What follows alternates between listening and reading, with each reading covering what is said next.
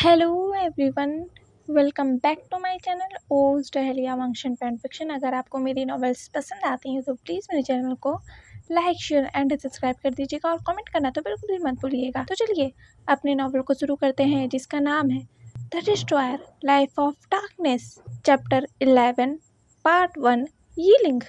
पिछले पार्ट में हमने देखा था कि गॉड ऑफ हेल को पता चल गया था कि विंग बीजिंग में ही है और उसके फरमास गॉड ऑफ हेल को पता चल गया था, जिससे विंग को ढूंढना और भी ज़्यादा आसान हो गया था। और गॉड ऑफ हेल के जो आर्मीज है या कहो एडम की जो आर्मीज है वो सभी विंग को ढूंढ रहे थे और एडम पूरे बीजिंग में विंग के फरमास के जरिए उसका पीछा कर रहा था, क्योंकि विंग के फरमास बहुत ज़्यादा स्ट्रांग है और उन फरमास को छुपाने की कोशिश लैनी ने की थी, पर वो फेरोमोन्स इतने ज़्यादा स्ट्रांग थे कि एडम को फील हो गए थे। इसीलिए वो पूरे बीजिंग में विंग को ढूंढता फिर रहा था। और यहाँ विंग, जिसे पता ही नहीं कि कितनी बड़ी मुसीबत उसके पीछे पड़ी है, उसकी जान खतरे में है। सारे गॉड्स उसे ढूंढ रहे हैं, एंजल्स फेरीज उसे ढूंढ रही हैं, पर विंग तो उस बस स्टॉप पे न्यूसेंग का इंतजार कर रहा था जो आइसक्रीम लेने गया था। विंग उस सड़क पर न्यूसेंग का इंतजार ही कर रहा था कि उसे अचानक से एक बहुत ही स्ट्रॉन्ग सैंडलवुड के फेरोमोन्स फील हुए, जिस फेरोमोन्स को फील करते ही विंग की सांसें बहुत हैवी हो गई थी। विंग हैवी सांसें ले ही रहा था कि अचानक से उसे उसके कानों में एक डीप वॉइस सुनाई दी, तुम यहाँ क्या कर रहे हो।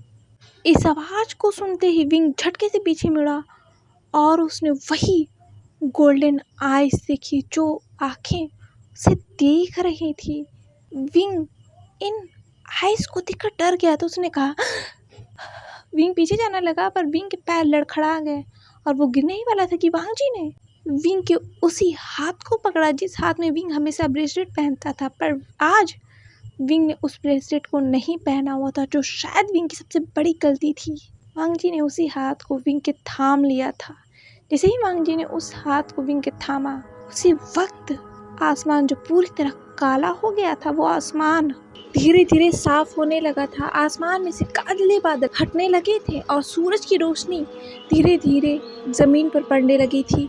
डिस्ट्रॉयर ने जो विंग के हाथ को पकड़ा था, उस हाथ को पकड़कर डिस्ट्रॉयर ने विंग को अपने तरफ खींच लिया था, जिससे विंग डिस्ट्रॉयर के बहुत ही करीब चला गया था और वो उनकी आंखों में देख रहा था। और डिस्ट्रॉयर की गोल्डन आइज बस विंग को देख रही थी और उनके कानों में अचानक से कुछ गूंज गया, आशिया आशिया आशिया, तुम मेरे बेटे को क्यों पढ़ना चाहते हो? तुम कौन हो? मैं Adam Adam Adam Adam Asia Asia Asia, नहीं रुक जाओ, तुम मेरे शर्म में चाहते हो। क्यों? तुम्हारा श्यार नहीं लगता है तुम्हें गलत फहमी हुई है। वो तुम्हारा श्यार नहीं, वो आशिया है। इसने दोबारा लिया और ना ही वो ह्यूमन तुम्हारा बेटा लाइफ वो कॉर्ड और उसकी जान हर जन मैं ही लूंगा, क्योंकि मुझे नफरत बड़ा के क्यों मेरे बेटे तुमसे मारना चाहते हो? बताओ मुझे। मैंने कहा बेटा नहीं। वो मेट डिस्ट्रॉयर जो सबसे बड़ी गलती है और इसकी गलती की सजा है मौत। तो तुम यहाँ हो शान। तुम कौन? नहीं, डरो नहीं। मॉम को ढूंढो। तुम्हारे माँ ह्यूमन कैसे है? लाइफ पहुँचने से तुम्हें तो मेरे ही हाथों बदला है। इस तुम्हारे मैं ही तुम्हारी बच्ची की मैं ही लाइफ डिस्ट्रॉयर अपनी आंसू भरी हुई आंखों से विंग को देख रहे थे और उनके आंखों से एक बूंद आंसू निकल गए और वो विंग को देखे जा रहे थे। और फिर उन्होंने विंग को देखते हुए ही अपने आंसू भरी हुई आंखों से कहा, मेट। उन्होंने इतना धीरे बोला था कि शायद विंग को सुनाई तक नहीं दिया। हे, मुझे छोड़ो। हे, क्या तुम सुनाई नहीं दे रहा? बहरे हो गए तुम? हे, क्या कर रहे हो? छोड़ो मुझे। तुम रोक क्यों रहे हो? जल्दी छोड़ो मुझे, मेरी बस चल जाएगी, मुझे जाना है यहाँ से। हे, तभी वहाँ से विंग की बस गुजर गई और विंग ने देखा पीछे मुड़कर, oh shit, oh shit, oh shit, बस चली गई, बस चली गई। ओह, ये अल्फा, छोड़ो मुझे। ये कहकर विंग ने वांग जी को धक्का दे दिया और वांग जी विंग से दूर चला गया। फिर भी वो विंग को देख ही रहा था अपनी आंसू भरी आंखों से। विंग ने चिल्लाते हुए कहा वांग जी से, तुम बेकार अल्फा, तुम्हारी वजह से मेरी बस छूट गई। अब मैं घर कैसे जाऊंगा? बताओ मुझे, मैं कैसे जाऊंगा घर? तुम्हारी वजह से मेरी बस चली गई। ओह माय गॉड, और ये हुसैन का बच्चा अभी तक आया भी नहीं। ये सब तुम्हारी वजह से हुआ, बस तुम्हारी वजह से। ये विंग वांग जी को गुस्सा करते हुए उसको उंगली दिखाकर कह रहा था और वांग जी कुछ नहीं बोल रहा था। उसकी आंखों से बस आंसू गिरे जा रहे थे। विंग ने कहा, हे, क्या तुम मेरी वजह से रो रहे हो? क्या मैंने तुम्हें डांटा इसलिए? विंग ने कहा, बोलो भी कुछ। विंग ने इतने तेज से चिल्लाया था कि वांग जी अपने होश में आ गया था और वो विंग को देखने लगा था। विंग ने कहा, बोलो भी। वांग जी ने कहा, नहीं। विंग ने कहा, नहीं तो तुम क्यों रो रहे हो? एक सेकेंड। विंग ने ये कहकर वांग जी को ऊपर से नीचे तक देखा और कहा, क्या तुम किसी के फ्यूनरल से आ रहे हो? क्या तुम्हारा कोई मर गया है? वांग जी ने कहा, नहीं। विंग ने कहा, तो तुमने काले कपड़े क्यों पहने? वांग जी ने कहा, ऐसे ही। विंग ने कहा, ऐसे ही कौन काले कपड़े पहन के घूमता है? वांग जी ने कहा, मैं। विंग ने कहा, तो मैं क्या करूं? तुम्हारी वजह से एक तो मेरी बस छूट गई और मैं तुमसे आर्ग्यूमेंट्स क्यों कर रहा हूँ? ओह माय गॉड, ओह तुम अल्फा। एक सेकेंड, तुम तो वही अल्फा हो जो मेरे पीछे करते थे। हो क्या तुम यहाँ मेरा पीछा करते हुए आए हो? वांग जी ने कहा, नहीं। विंग ने कहा, नहीं, क्या कर रहे हो? तुम मेरा पीछा करते हुए आए हो, है ना? और तुम मेरा पीछा क्यों करते रहते हो? बताओ मुझे। वांग जी क्या कहता? क्या वो विंग के फेरोमोन से खींचा चला जाता है? वो ये कहता? क्या डिस्ट्रॉयर ये कहते? नहीं, वो ये कह नहीं सकते थे। विंग ने कहा, बोलो भी। तुम ही हो ना जो मेरा हर वक्त पीछे करते रहते हो, मेरे क्लास में, मेरे हर जगह, मेरे घर में भी तुम मेरे पीछे करते रहते हो। क्यों मेरे पीछे क्यों करते हो तुम? वांग जी ने कुछ नहीं कहा, बस वो विंग को अपने डीप गोल्डन आई से देखे जा रहा था और विंग कुछ ऐसे बहुत अजीब सा फील हो रहा था। वांग जी के उन नज़रों से उसे डर लग रहा था। वांग जी के गोल्डन आइज जब भी उसे देखते हैं ना, विंग सहम सा जाता है, डर से जाता है। ना जाने क्यों इन आँखों में ऐसा क्या है, विंग डर जाता है। और वो आइस अपने ऊपर फील कर विंग इतना डर गया था कि विंग जो है वांग जी से दूर जाने लगा पीछे की तरफ। वांग जी ने देखा उनका मेट उनसे दूर जा रहा है। वांग जी ने विंग का हाथ जोर से पकड़ लिया और उसे अपनी तरफ खींच लिया, इससे पहले कि विंग उनसे दूर जाता। विंग ने कहा, छोड़ मुझे, छोड़ो मुझे। तो तुम क्या कर रहे हो? वांग जी ने कुछ नहीं कहा, वो बस अपनी झिलमिलाती हुई आंखों से विंग के आंखों में देख रहे थे। वांग जी ने विंग का पूरा पास्ट देख लिया था, जो पास्ट बहुत दर्द भरा था। उनकी वजह से वांग जी के कानों में अभी भी वही सब बातें गूंज रही थी और विंग के वो आंसू उन्हें नजर आ रहे थे। विंग का वो पास्ट बहुत पेनफुल था। विंग ने कहा, छोड़ो मुझे। तुम क्या कर रहे हो? दूर रहो मुझसे। तुम ऐसे मुझे टच नहीं कर सकते। वांग जी ने फिर भी कुछ नहीं कहा, वो बस झिलमिलाते हुए आंखों से विंग को देखे जा रहे थे। उसकी वो नजरें, उनमें डर है। आखिर क्यों इनमें डर है? आखिर क्यों? ये तो मेरा मेट है ना, तो इसके नजरों में इतना डर क्यों है? क्यों ये मुझसे इतना डरता है? आखिर क्यों? क्या मेरा मेट मुझे पहचानता नहीं? वांग जी को ये सोचते ही बहुत दर्द फील हुआ। डिस्ट्रॉयर को बहुत दर्द हुआ अपने सीने में कि उनका मेट उनसे डरता है, उन्हें पहचान नहीं रहा। विंग से वांग जी ने कहा, तुम मुझसे डर क्यों रहे हो? विंग ने कहा, हाँ मैं। वांग जी ने कहा, तुम मुझे पहचान नहीं रहे? विंग ने कहा, मैं पहचानता हूँ, तुम वही अल्फा जो मेरे पीछे करते रहते हो। ये सुनकर वांग जी के आंखों से एक बूंद आंसू टपक गए। सच में उनका मेट उन्हें नहीं पहचानता। उसे नहीं पता है कि मैं उसका अल्फा हूँ। वो मुझसे डरता है। उसके आंखों में ये खौफ मैं देख सकता हूँ। वांग जी का जो अल्फा था उसने कहा, हमारा मेट हमसे डरता है। पहली बार वांग जी के अल्फा ने वांग जी से बात की थी। वांग जी का अल्फा विंग के करीब गया और उसने विंग के फेरोमोन्स को इनहेल किया। तुम्हारे फेरोमोन्स बहुत खूबसूरत हैं विंग। ये वांग जी ने विंग के कानों में कहा था और ये देखकर तो विंग के रोंगटे ही खड़े हो गए थे। विंग ने कहा मुझे छोड़, मुझे छोड़ो। ये कहकर विंग ने वांग जी को धक्का दे दिया और उसके आंखों में वांग जी ने ढेर सारे आंसू देखे। जब वो अपने होश में आया, वांग जी ने विंग को देखते हुए कहा विंग। विंग ने कहा मतलब मेरा नाम मत जाओ और प्लीज प्लीज मेरा पीछा करना बंद कर दो। Please I beg you, please please मेरा पीछा करना बंद कर दो। मैंने तुम्हारा कुछ नहीं बिगाड़ा है। तुम जो मेरा पीछा करते रहते, क्यों तुम मेरा पीछा करते हो? प्लीज मेरा पीछा करना बंद कर दो। I request you. ये कहते हुए विंग पीछे की तरफ जा रहा था। वांग जी ने कहा विंग पीछे की तरफ देखो। विंग ने पीछे पलट कर देखा, वहां से एक बस हॉर्न बजाते हुए विंग की तरफ ही आ रही थी। विंग ने कहा और फिर उसने अपनी आंखें बंद कर ली क्योंकि वो बस विंग के बहुत करीब आ चुका था। विंग को समझ में नहीं आया था वो क्या करे, पर वो बस विंग को छू भी पाती उससे पहले वांग जी ने विंग को अपनी तरफ खींच लिया था और उसे हक कर लिया था। विंग ने कहा, वांग जी ने कहा हाँ, तुम मरना चाहते हो क्या? हाँ, तुम मरना चाहते हो क्या? विंग भी बहुत ज़्यादा डर गया था। उसने भी वांग जी को कसकर हक कर लिया था। वांग जी ने कहा विंग की फेस को पकड़कर, तुम पीछे देख कर नहीं चल सकते थे? मरना चाहते हो तुम? विंग ने वांग जी को देखा उसके आंखों में और वो उन गोल्डन आइज को देख कर डर गया था। दोबारा से विंग ने कहा दूर रहो मुझसे। ये कहकर विंग ने वांग जी को धक्का दे दिया था और वो दौड़कर वहां से जाने लगा। वांग जी ने कहा विंग रुक जाओ। विंग क्या कर रहे? विंग भागना मत करो।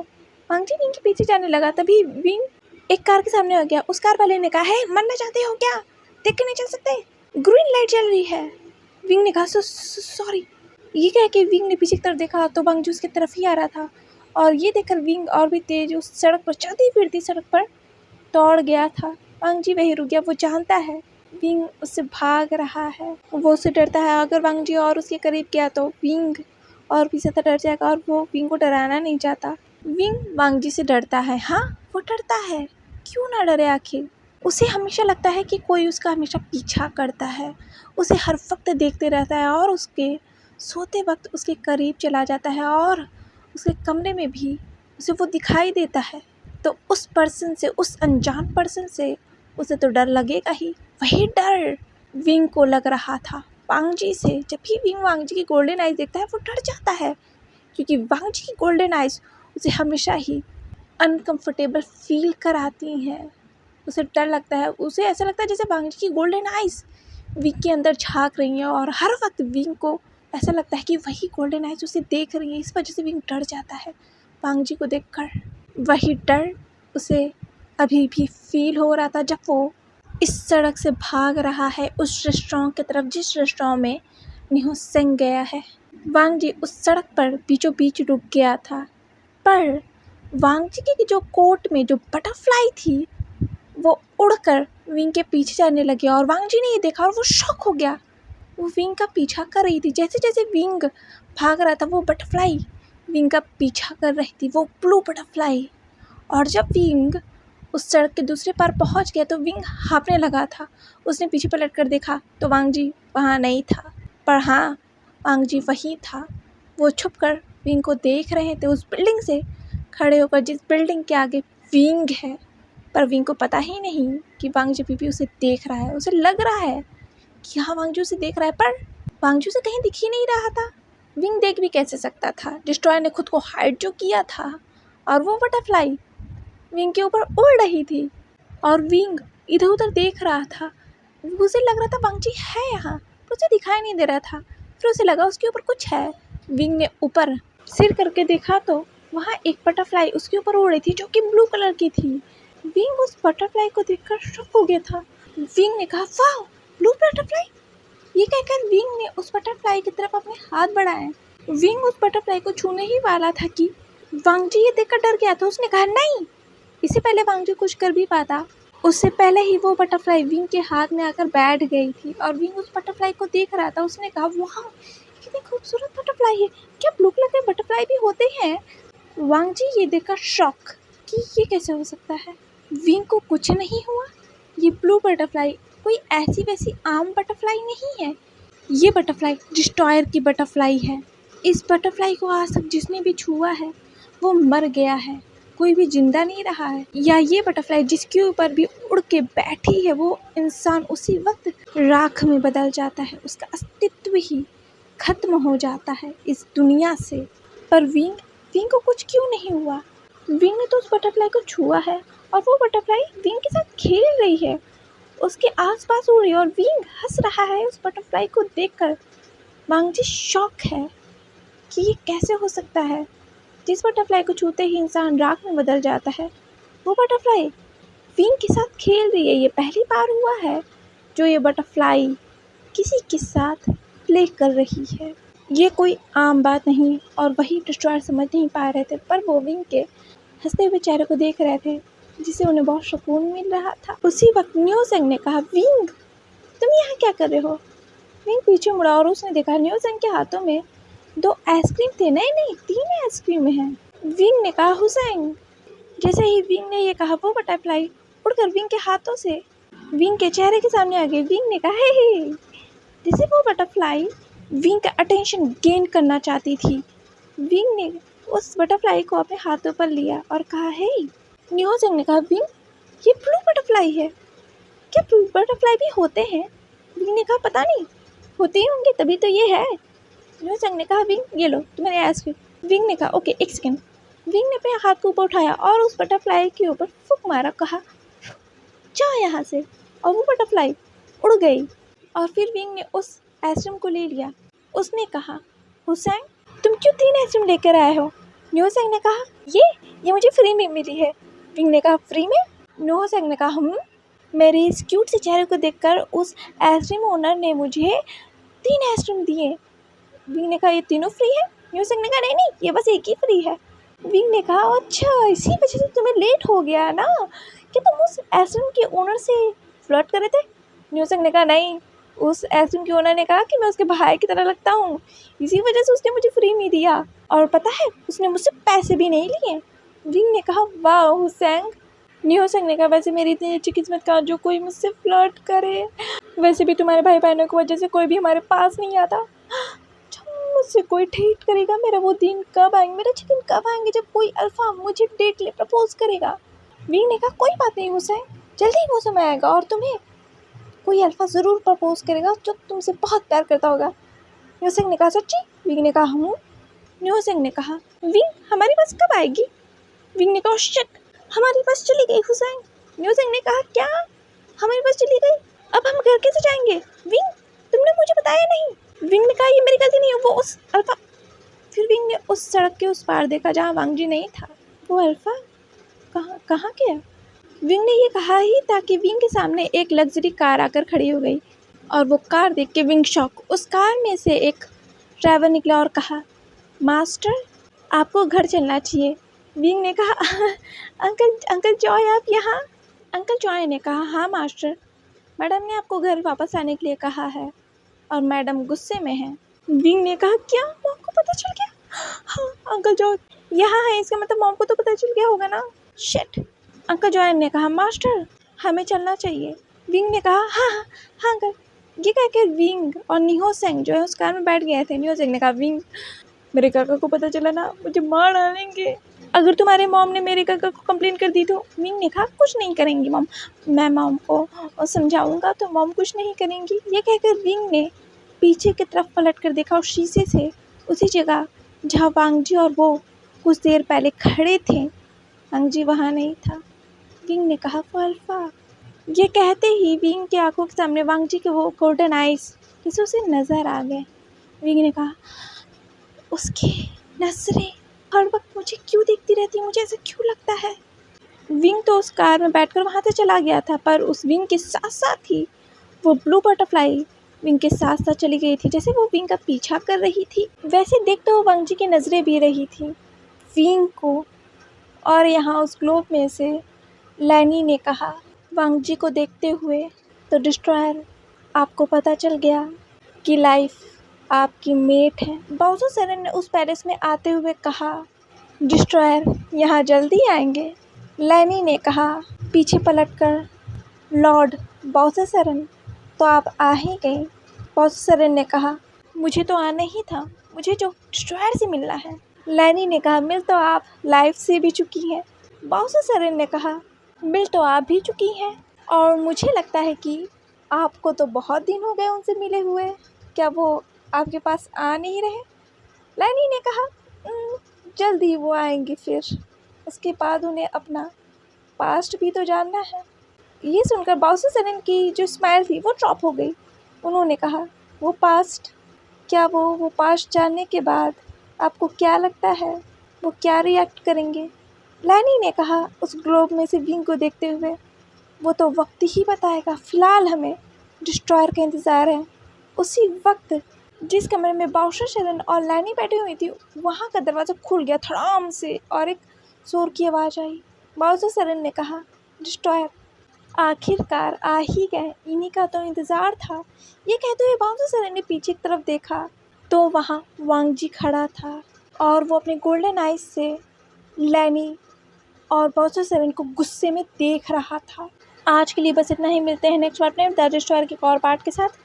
इस नॉवल के आने वाले चैप्टर्स बहुत इंटरेस्टिंग होने वाले हैं, क्योंकि डिस्ट्रॉयर अपने मेट से जो मिलने वाले हैं और उन्हें मनाने वाले हैं या उन्हें इम्प्रेस करने वाले हैं, तो देखना और भी ज़्यादा इंटरेस्टिंग होगा कि ये गॉड अपने मेट को इम्प्रेस करने के लिए क्या करते हैं और सारे गॉड और एंजल्स मिलके उनकी हेल्प करने वाले हैं। और अब देखना ये है कि वांग जी विंग के लाइफ में कैसे एंट्री मारता है। विंग की ये जो ब्यूटीफुल सी क्यूट सी जो लाइफ है वांग जी उथल पुथल कर देगा आके। तो चलिए मिलते हैं नेक्स्ट पार्ट में दैट इज के एक और पार्ट के साथ। नॉवल पसंद आ रही हो तो प्लीज़ मेरे चैनल को लाइक शेयर एंड सब्सक्राइब कर दीजिएगा। कमेंट करना तो बिल्कुल भी मत भूलिएगा। Bye bye.